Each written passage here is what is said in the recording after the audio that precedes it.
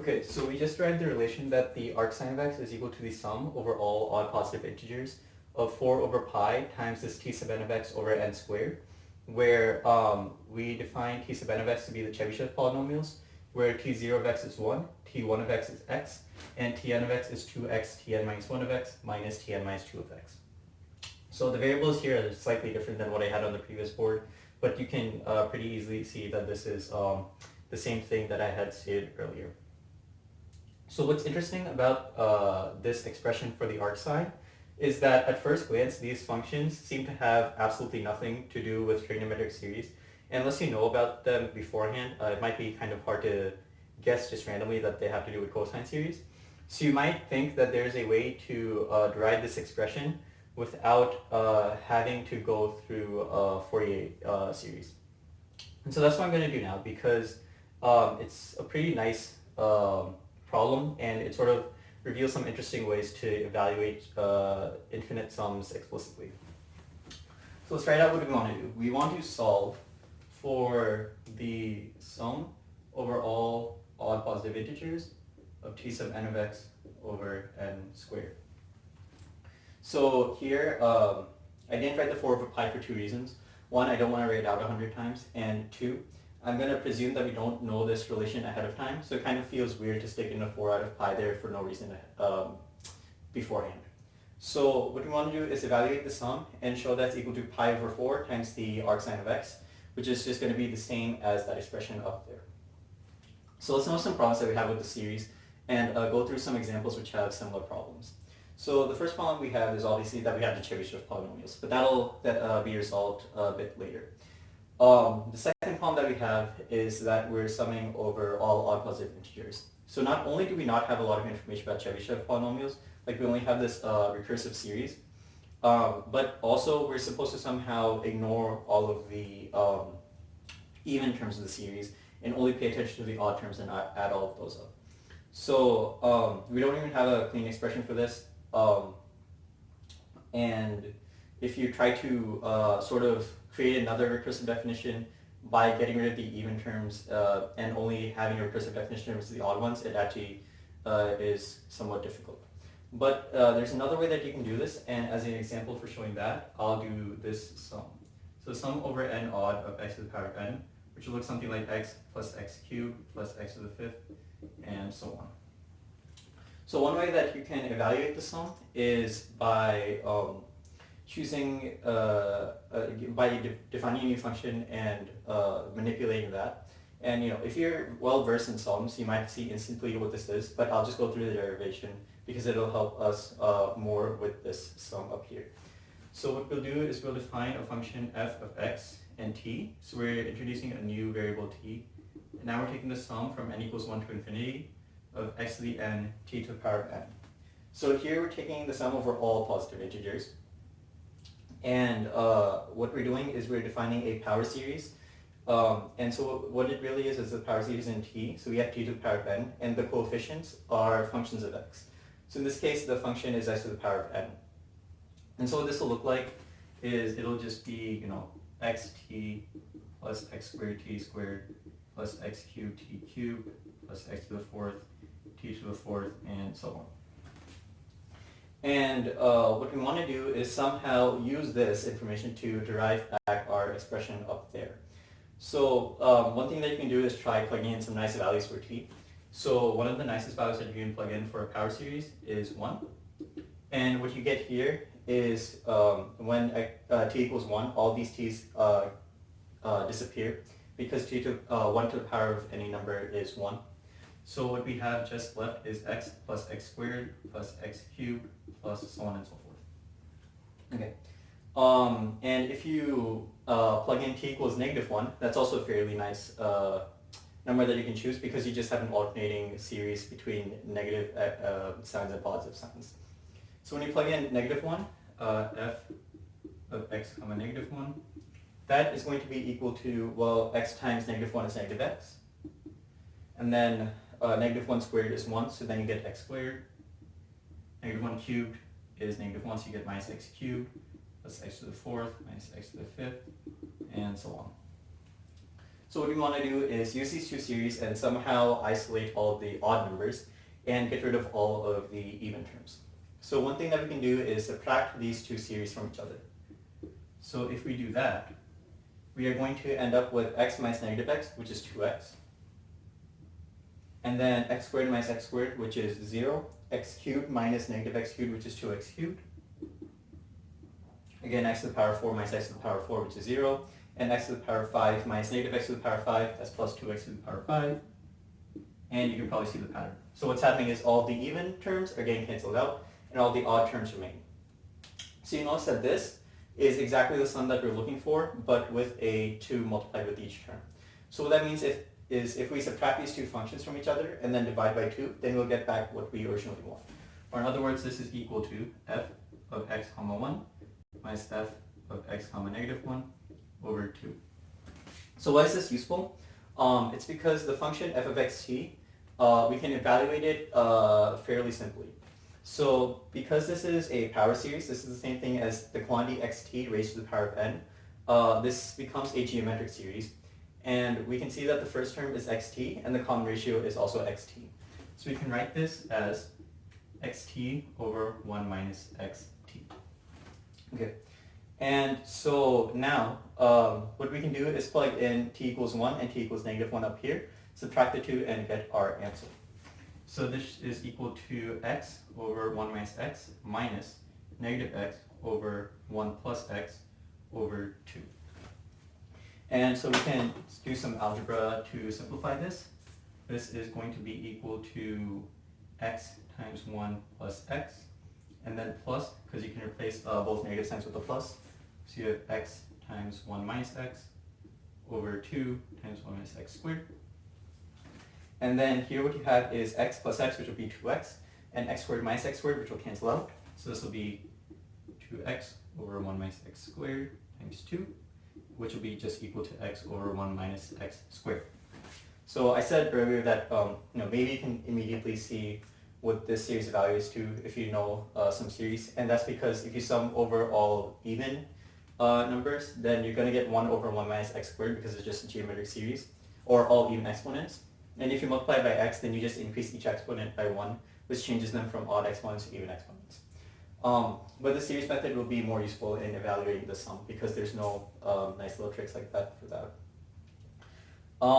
So yeah, next up we have another problem, which is that we are dividing by n squared. Before we get to that, actually, if you're more interested in this sort of thing where you can add up things together to isolate some terms, you can search up something called the complex roots of unity filter. So what that does is you evaluate things at different roots of unity, which are complex numbers, which their powers is equal to 1. And if you add them up together and divide by some number, you can actually isolate, like for example, every fourth term. So you can add up every fourth term or every fifth term or things like that. Anyway, moving on to our next problem, we want to deal with dividing by n squared. So series divided by like n or divided by n squared sort of act a bit more interestingly. And one way that we can evaluate it is also by introducing another auxiliary function.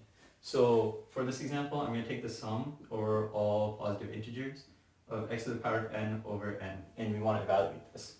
So this is going to be equal to, for example, x plus x squared over 2 plus x cubed over 3, and so on and so forth. So if you're taking a calculus class, you might recognize that or some variant of it, but here is an alternate derivation which will be useful for our function again. So we're going to define another generating series, f of xt, which is the sum from n equals 1 to infinity of x to the n over n times t to the power of n. So again, what we're doing is we're creating a power series in t. So we're taking a sum of something times t to the power of n, and the coefficient is going to be a function in x. So in this case, the function is x to the power of n divided by n. So what you want to do is get rid of the something divided by n. And one way to do that is that you can differentiate your series. So what we can do is we can take the derivative with respect to t of f of x t. And so this is technically a partial derivative, but that shouldn't be too scary. All that means is that you treat x like a constant, like 2 or 5. and then you just differentiate with respect to your t and ignore x as being a constant. So this is equal to the derivative with respect to t of the sum of x to the n, t to the n over n. So because the derivative of the sum is the sum of the derivatives, we can switch these two around. Technically, you need to pay attention to some convergence properties when you deal with infinite series like this, but I won't worry too much about that. And now we can differentiate this out. So again, we're treating x to the n as a constant. So when we differentiate t to the power of n, we get n times t to the power of n minus 1. So this will be the sum from n equals 1 to infinity of x to the n t to the n minus 1 divided by n. And so now what happens is that the n's cancel out. And we are left with this series. Now you can notice again that this series is fairly easy to evaluate. It is another geometric series, and the first term is going to be equal to x, because when you plug in n equals 1, then you get x times t to the power of 1 minus 1, which is t to the power of 0, which is 1. So the first term is x, and the common ratio is xt, because you're raising xt to the power of n. So this is equal to x over 1 minus xt. So if you have a function whose derivative is x over 1 minus xt, then the way to recover the function is to integrate the second one. So what we're going to do is we're going to integrate x over 1 minus xt with respect to t, because we took the derivative with respect to t here, so we have to do the opposite of that operation. So in general, when you do an indefinite integral, you're going to get a constant integration, but we'll see how to handle that in a bit. So you can sort of guess and check your answer here and see that this is going to be equal to something like natural log of 1 minus xt. So if you take the derivative with respect to t here, then you get 1 over 1 minus xt times negative x. So if you just take a negative sign up there, then that fixes the negative sign issue, and this is your integral. So now the problem is, what is this concept of integration? So one thing that you can do is plug in t equals 1, and t equals 0, and see what happens. Why is that useful? Because on the left here, when you plug in t equals 0, every single term in the series is going to be equal to 0, because 0 to the power of n. So what that means is f of x comma 0 is equal to 0, because all of these terms are equal to 0, which is equal to the right hand side, which when t is 0, so that's negative ln 1 minus 0x plus c. Now 0x is obviously just 0, and then you have the natural log of 1, which is 0, so that tells you that c is equal to 0, and your f of xt is just equal to negative natural log of 1 minus xt. Okay, finally, how do we relate this back to our original thing here?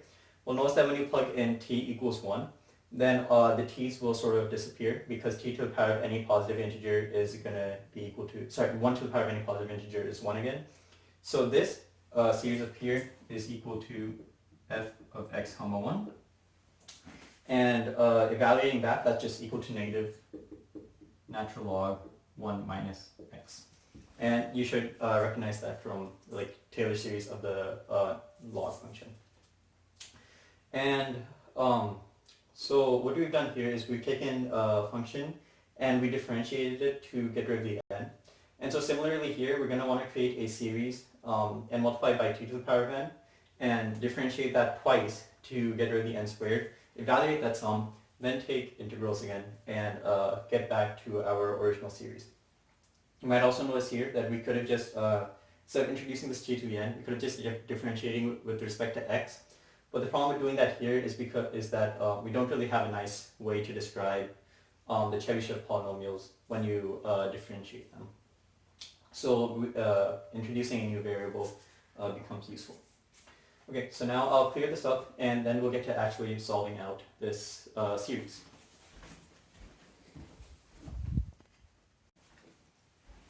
Okay, so now let's set out to actually evaluating this sum. So remember, what we want to do is find the sum over all odd positive integers of t sub n of x over n squared, where t sub n of x are the Chebyshev polynomials. So, like I said earlier, one of our most helpful tricks is going to be introducing a new function. So what we're going to call that is f of x comma t. is equal to the sum of t sub n of x over n squared times t to the power of n. Now, also suggested by the first example on the previous board, this might be easier to do when we take n to be all positive integers instead of just the odd integers.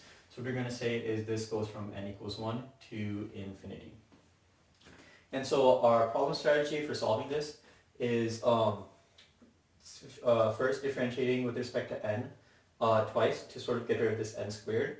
Then we'll solve for the second derivative of f of x t. And then we'll integrate them back to get f of x t. And then evaluate it at 1 and negative 1 and subtract those off. And what that'll do is it'll cancel out all of the n where it'll cancel out all the even n, because negative 1 to the power of an even number is 1. And so when you subtract those off, it'll cancel out. So, but if you subtract off the odd powers, then the odd powers will stay. And so that'll isolate our odd powers. Okay, so let's get started. Let's first start off with differentiating f with respect to t. And so again, we're going to interchange the sum and the derivative. So then we get the sum from n equals 1 to infinity of t sub n of x over n squared times the derivative of t to the power of n with respect to t. So this is fairly easy to see. This is just n times t to the n minus 1. And now what we can do is we can say that, okay, this n squared and this n will cancel out. Now what we want to do is take another derivative to be able to get rid of that second n. But you might notice a small little problem here, which is that if we take the derivative with respect to t immediately, then what happens is we get an n minus 1 out of it instead of an n. So what we need to do is turn this n minus 1 back into an n, and the way to do that is just by multiplying by t. So if you multiply this by t, then this will be this series, each of the terms will be multiplied by t, but then t to the n minus 1 times t is just t to the power of n. So now we can differentiate this series again, and get the derivative with respect to t of t times the derivative of f with respect to t is equal to interchanging the sum and the derivative again. We're going to get the sum n equals 1 to infinity. So remember, this over here is just what this is up here. So we're taking the derivative with respect to t of t to the n times t sub n of x over n. And the derivative of this is going to be n times t to the n minus 1. And now the n's cancel out. So we just have that this is equal to t to the n minus 1 times t sub n of x. So this is again a power series in t, so I'll rewrite it as sort of t sub n of x times t to the power of n. And so t to the power of n minus 1. So what we want to do is we want to first evaluate what this comes out to. And this is where actually technically the recursive definition for the Chebyshev series comes in more handy than the than an explicit formula, if there is an explicit formula that's nice to work with. So what we're going to do is we're going to rename this g of xt, because I'm too lazy to write out this whole expression a bunch of times. And we're going to define this to be this series. And so we can write out the first couple series to sort of get a feel for what this looks like. So if we plug in n equals 1, then we get t sub 1 of x times t to the power of n minus 1. T to the power of 1 minus 1. So that'll just be x times t to the 0, which is 0. And then you have t sub 1 of x, which is going to be 2x squared minus 1. And then it's multiplied by t to the power of 2 minus 1, which is t. And then you have t sub 3 of x, which is going to be 4x to the power of 4 minus 3x. Sorry, 4x cubed minus 3x times t squared, and so on and so forth. So now our goal is to sort of evaluate what this could be. So what we can do is we can multiply the series by t to shift everything over, and then multiply by t squared and shift everything over. And then we'll use this recursive definition to sort of finish it off. So we have t times g of x comma t is equal to, we can multiply x by t, so we get xt here. Then we can multiply this by t and shift it over to 2x squared minus 1 times t squared, and so on and so forth. So all we're doing here is we're just multiplying each term by t, so we're increasing the exponent by 1. And I just wrote it shifted down 1 to make it easier to see what will come next. And then next what we'll do is we'll multiply by t squared to shift everything over by 2. So we have t squared g of x t is equal to, so x now becomes x t squared, 2x minus 1t becomes 2x minus 1t cubed, and so on. So the higher terms won't really matter. Now, what we want to do is sort of use this recursive definition to kill off some terms. So what we have here is some Chebyshev polynomial, and we know that this Chebyshev polynomial can be defined in terms of the previous one and the one before that. So we have the previous one over here, and we have the one before that down there. So what we have is 2x times the previous one, which is this series. So what we want to do is multiply this series by 2x. And what we get here is instead of x, we're going to get 2x squared. And instead of this, we're going to get 4x cubed minus 2x.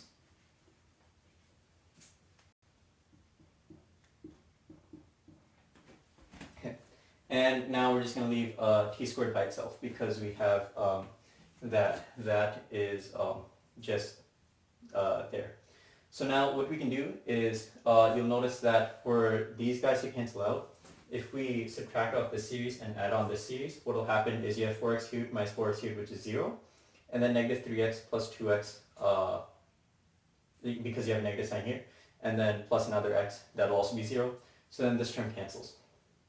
In general, you'll have something like t sub n of x times t to the power of n minus 1. And then if you multiply it by 2x t sub n of x, that'll be 2x t n minus 1 of x t n minus 1. And the reason for these indices is because once you multiply by t, you can shift everything over. So this is the previous term, and you have the same exponent, and you're multiplying it by 2x. And because we have this negative sign here, we can also add that in there. And then for this last one, you're looking at the previous 2. And again, because you're multiplying by t squared, you can sort of shift it over down 2 and decrease the subscript here by 2. And what you end up with is t sub n minus 2 of x t to the power of n minus 1. If we add all these together, what we get in general is t sub n of x minus 2x t sub n minus 1 of x plus t sub n minus 2 of x. All of that times t to the power of n minus 1. Now, looking at this formula here, we can see that if we subtract this from both sides and add this to both sides, then we will get this expression here, and on the right side you'll get 0. So essentially what that means is that this condition is equivalent to this whole expression being equal to 0. And so all of these terms are going to cancel out to 0. So what that means is that if we subtract these guys, this whole expression is going to be equal to 0. Except that we have a small problem with the first couple of terms. So notice that the first couple of terms don't have any smaller series to cancel out with, right? So here we sort of have an x left over. And here we have a, if you subtract off these two series, then you have 2x squared minus 2x squared, and then you have a negative 1. So you have just a minus t. Okay, so now if we factor out the left side, we get that g of x t times 1 minus 2xt plus t squared.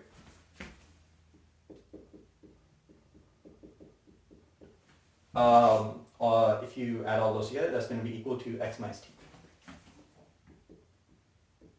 So we get that g of xt, which remember is this whole expression out here. It's going to be equal to x minus t over 1 minus 2xt plus t squared. Okay. So So I'll clear up a little bit of the board, and then we'll get to sort of solving out a little bit for f.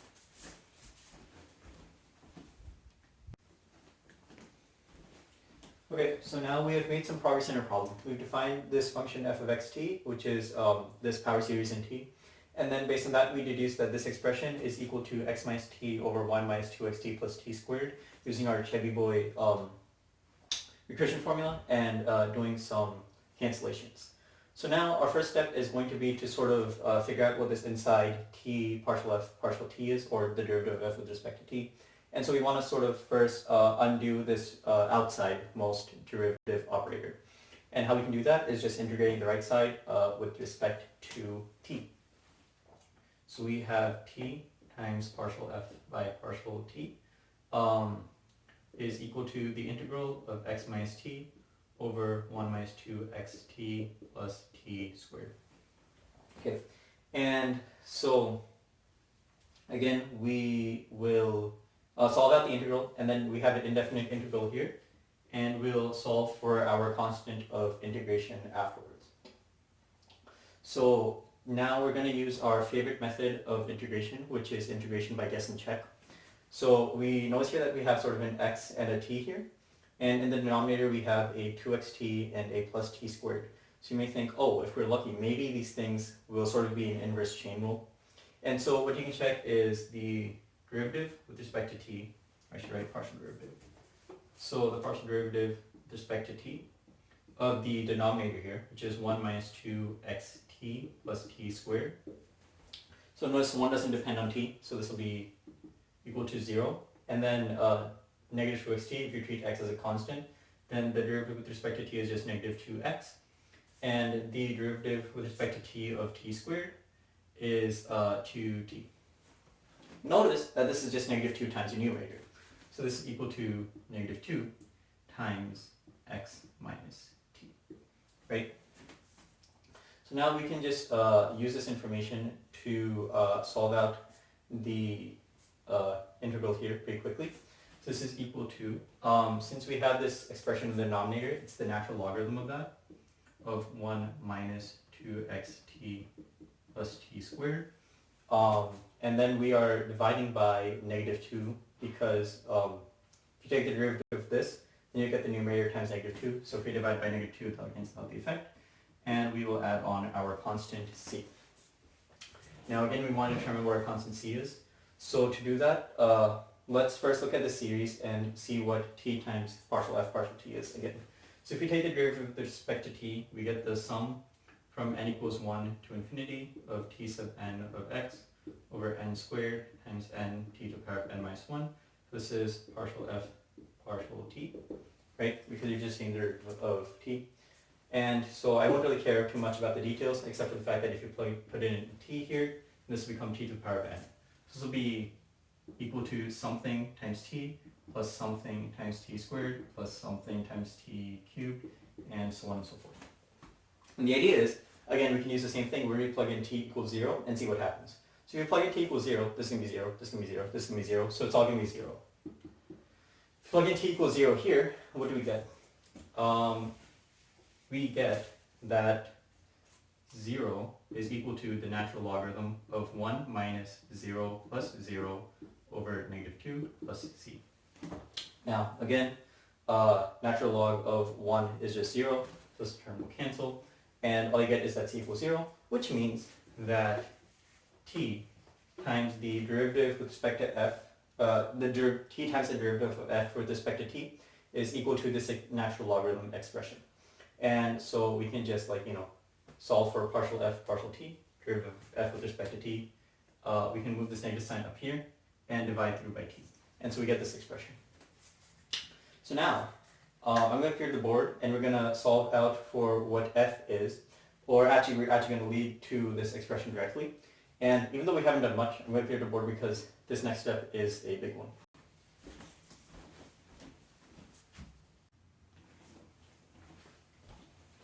Okay, so now we are almost at our last step of solving this sum. So we start off by introducing this new function f of x comma t as being defined by this. Then we did some derivatives and use the recursion series to derive this, and then we just derive that the derivative of x with respect to t is this expression.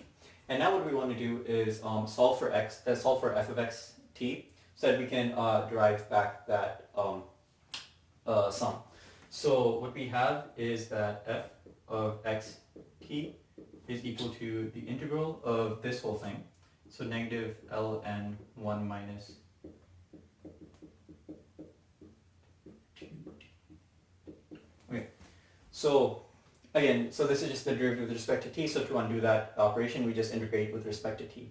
And it's going to have some constant of integration, but we can solve for that at the end. Now, first time I did this, I looked at this, tried it for a while, didn't get anywhere. So I sort of gave up a little bit and I checked out Wolfram Alpha. And this does have an explicit form, but it is a gnarly mess, which I'll probably put like here or something. It involves like logarithms and logarithmic integrals, and it's really messy.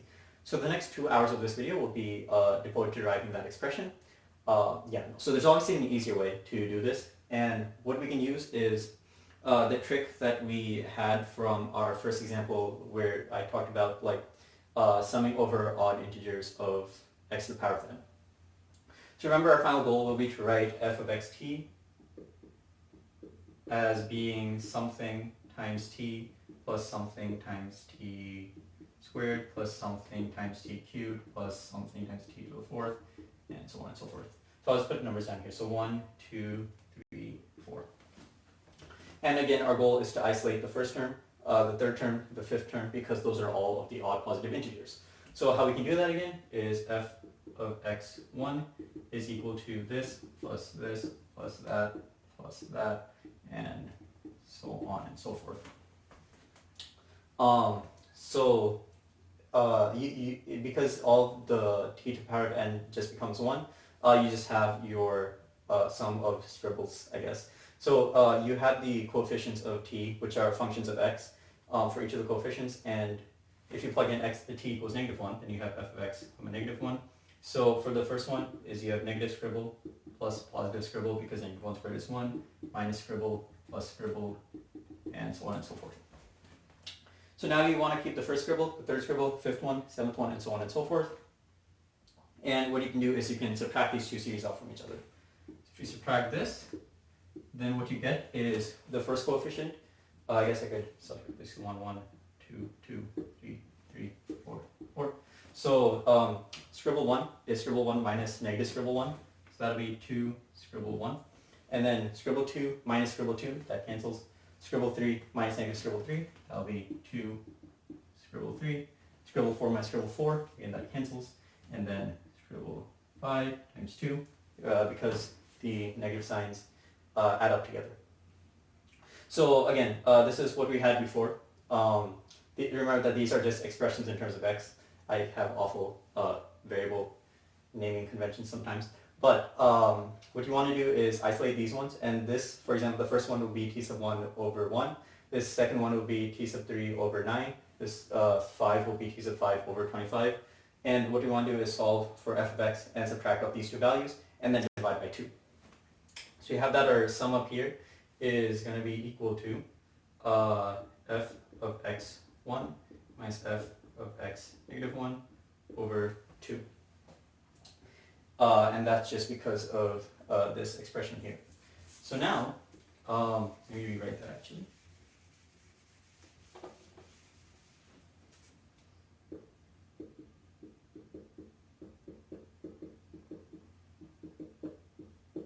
So our desired sum, which is this thing up here, is equal to f of x1 minus f of x negative 1 over 2. And since you're evaluating f of x at the value t equals 1, and you're evaluating f of x at t equals negative 1, subtracting them off, you don't actually care about f of x at all possible values, you only care about them at the endpoints. And this is actually fairly nice, because this should remind you somewhat of a definite integral. So what happens if we look at this integral from -1 to 1? What we're doing then is evaluating f of xt, because f of xt is the antiderivative of this. We're evaluating that at 1, and then we're evaluating that at -1, subtracting them off. And then if we divide by 2, this is no longer f of xt, but this now becomes your sum over odd positive integers of t sub n of x over n squared. So our final sum just evaluates to solving out this integral. So Now here's where things get interesting. We introduce t as an I can't English. Anyway, we introduce t as an extra variable to sort of write a function f of x which depends on x and t, f of xt which depends on x and t. But now we're actually going to use x as the, should be an xt. We're going to use x as the additional variable, which we'll use to actually evaluate this integral. So since this integral sort of takes out the t because you're integrating with respect to t, this is equal to some function of x. Now since it's equal to some function of x, we can use Feynman's trick, and that actually simplifies the integral by a lot. So using Feynman's trick, which is you differentiate this, and then you evaluate the integral, which is the differentiated form, and then you integrate that with respect to t, and then you get back your original series. So essentially what you do is you take d by dx, g of x is equal to d dt 1/2 of -1 to 1.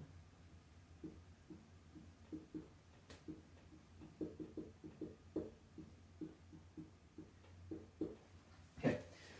So what we're going to do is we're going to differentiate this with respect to x, and then we are going to solve that, take the integral with respect to x, look at our constant of integration or whatever, and then hopefully get this identity.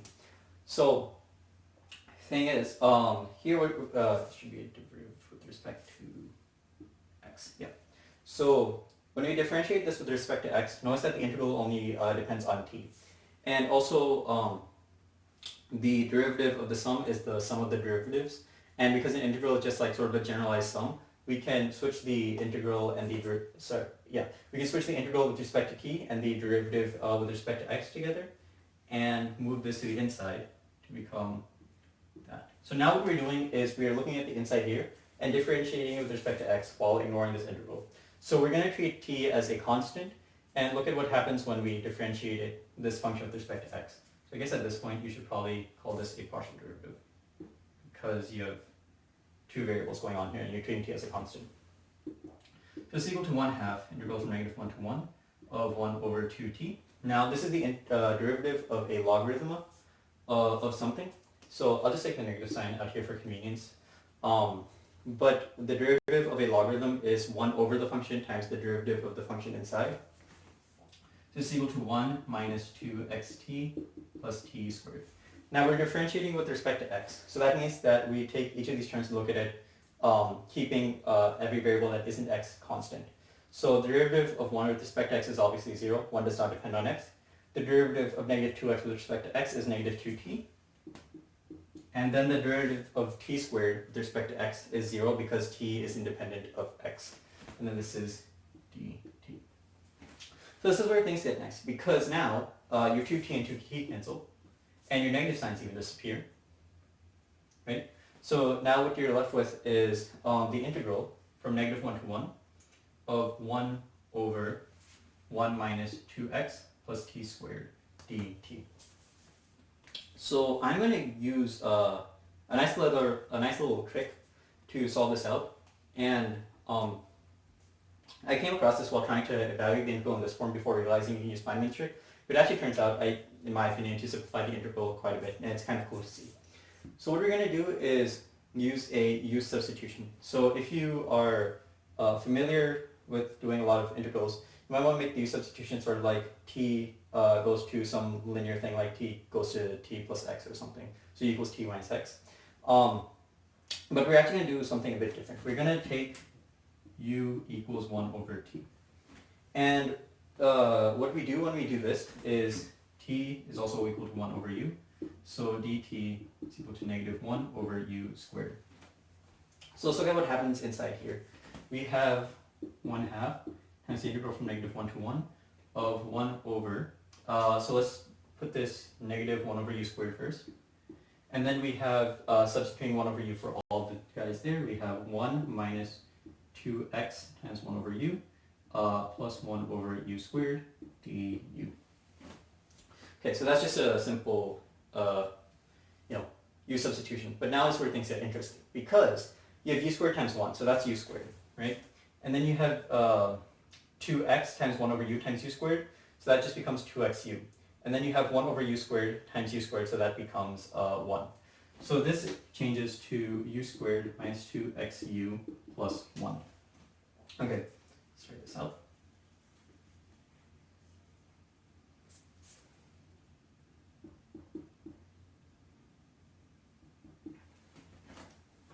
So now you may notice that kind of cheated a bit here. I should not have written that, but that is okay. So write down the bounds -1 to 1, right? And that's because you may naively think that, okay, so if t is equal to -1, then u is also equal to -1, and if t is equal to 1, then u is also equal to 1. So obviously this integral must go from u equals -1 to u equals 1. But it's actually a bit more subtle than that, and this is actually a bit more complicated than maybe your introductory calculus Au substitutions, because you actually have to look at the function 1 over u, which acts a bit differently.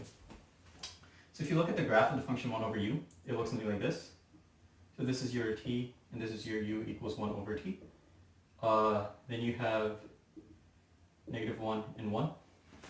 And so what happens is, when t goes from -1 to 0, then u goes from -1 to -infinity. And when t goes from 0 to 1, u goes from infinity to down to 1. So what we actually have to do is split up this integral into two parts.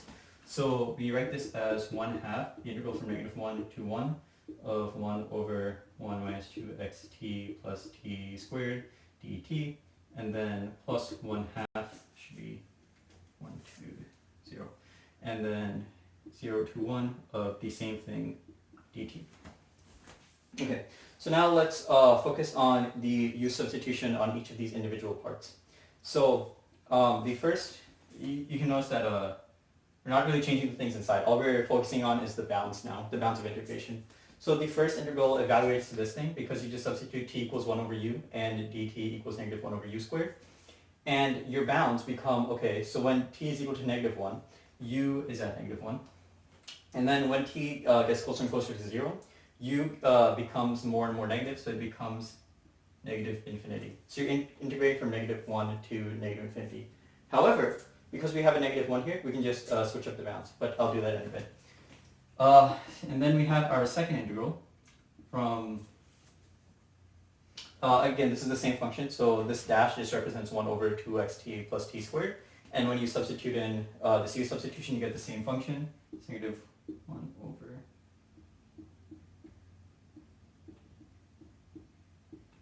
Okay, so you get this same expression. I switched the word, but that doesn't matter. So when t is gets closer and closer to 0, here, because t varies from 0 to 1, so it's on the right side, u is more and more positive, so it goes up to positive infinity, right? And as t increases to 1, u decreases down to 1. So the upper bound is then 1. Now, because we have this negative sign, like I said, you can switch the bounds of integration and get rid of the negative sign. And so you have the integral from -infinity to -1 plus the integral from 1 to infinity. Now, this might sting a little bit that we have the integral from -infinity to -1 plus the integral from 1 to infinity. Well, what happened to the integral from -1 to 1? If we had that in there, then we can add up the three integrals to become the integral from -infinity to infinity. And that just feels nicer than an integral, than these two separate integrals.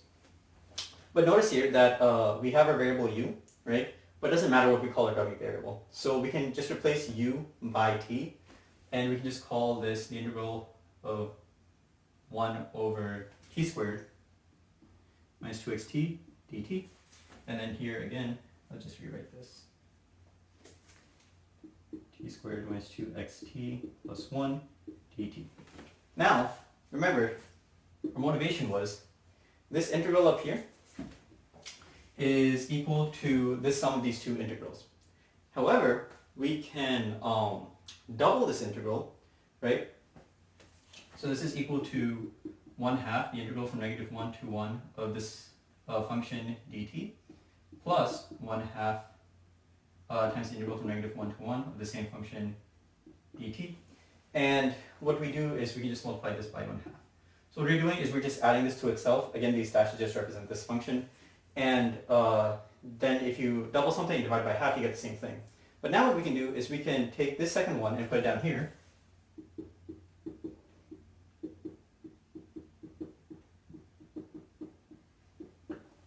And what we get is that this should be a half up front.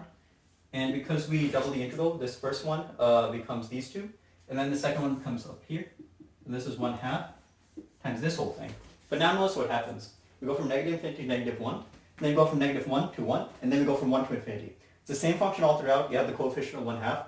So that's just absolutely beautiful. That this entire thing becomes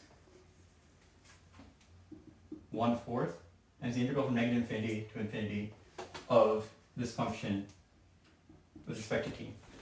So it's nice because we've taken this integral from negative 1 to 1 and we've converted it to an integral from negative infinity to infinity.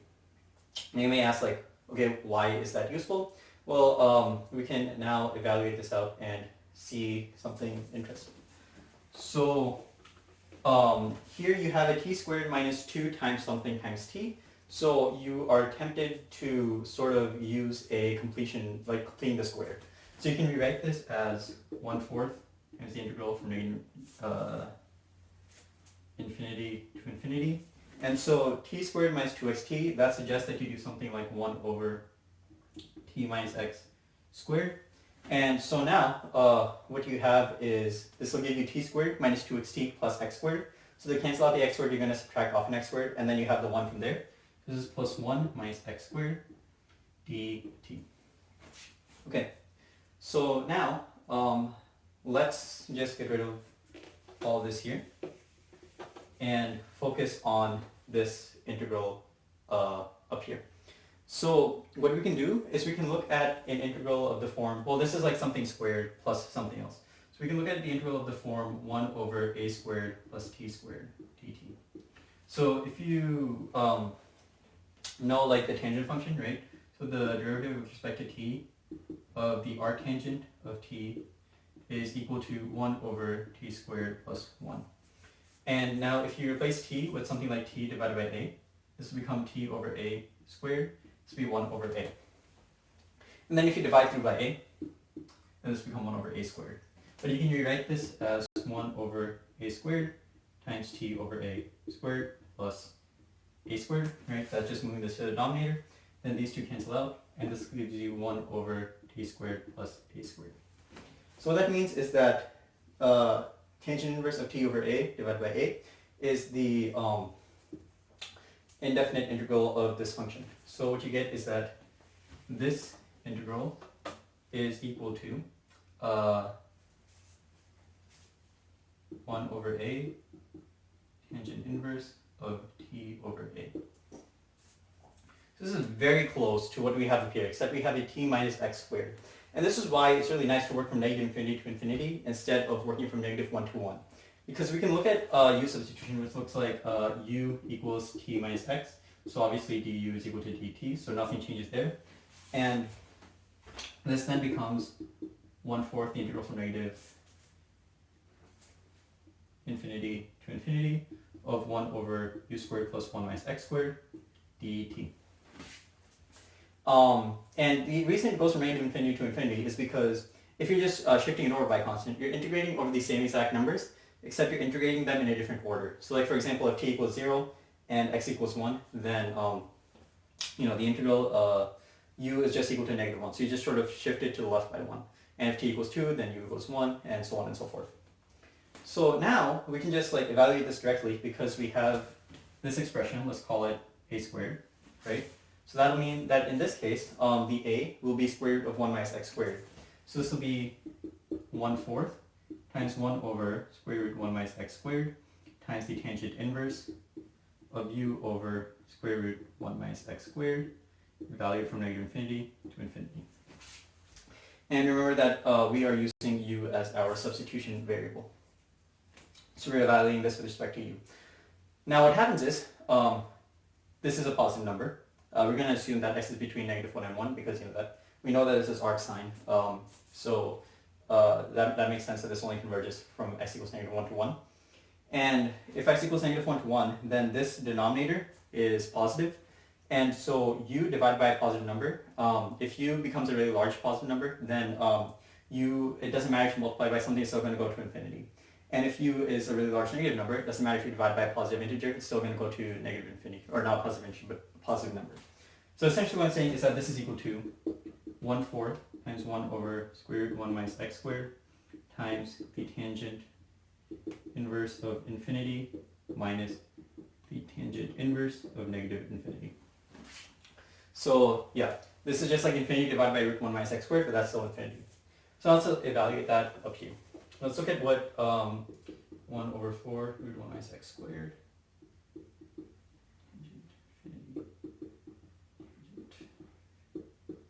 Okay, so this is what we want to evaluate. If you think about your sort of unit circle or whatever, or even if you graph it out, right, the tangent function looks something like that. So what happens is that this is negative pi on 2, and this is pi on 2. And so as, let's call this variable like u, right? So as u approaches pi on 2, the tangent function increases to infinity, and as u goes to negative pi on 2, the tangent function goes to negative infinity. So that means that the tangent goes to negative infinity. So the arctangent of infinity is pi over 2, and the arctangent of negative infinity is negative pi on 2. This is 1 over 4 square root 1 minus x squared times pi over 2 minus negative pi over 2. Okay, so yeah, so you have this expression, and again, this is why it's nice to work from negative infinity to infinity, because otherwise you'd have to work with like negative 1 plus x and 1 plus x, or 1 minus x or whatever, and then you'd have to like do some tricks with that. But instead here, we just get, this is pi over 2 plus pi over 2, and then you're dividing by 4. So this is pi over 4 times 1 over square root 1 minus x squared. Okay, so we have finally that the derivative with respect to x of g of x is pi over 4, 1 over square root 1 minus x squared. We're pretty much in the home stretch. All we need to do is integrate this with respect to x, and that's very easy. So we have that our sum and odd t sub n of x or n squared equal to the integral of pi over 4 times 1 over root 1 minus x squared with respect to x. So we can write this out, and this will be equal to pi over 4 times the arc sine of x.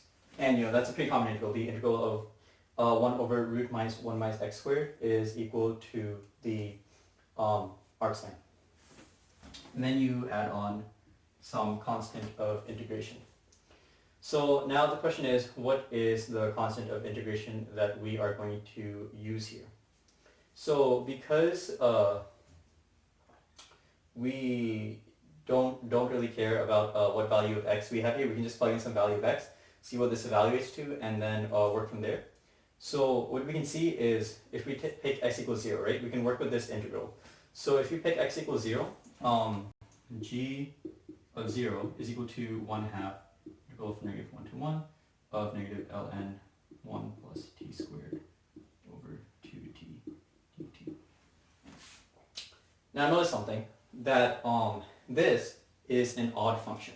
So what that means is if you substitute t to negative t, then t squared remains the same because negative t squared is the same thing as t squared, but 2t becomes negative 2t. So this flips sign. So what that means is that your function g of x will look something like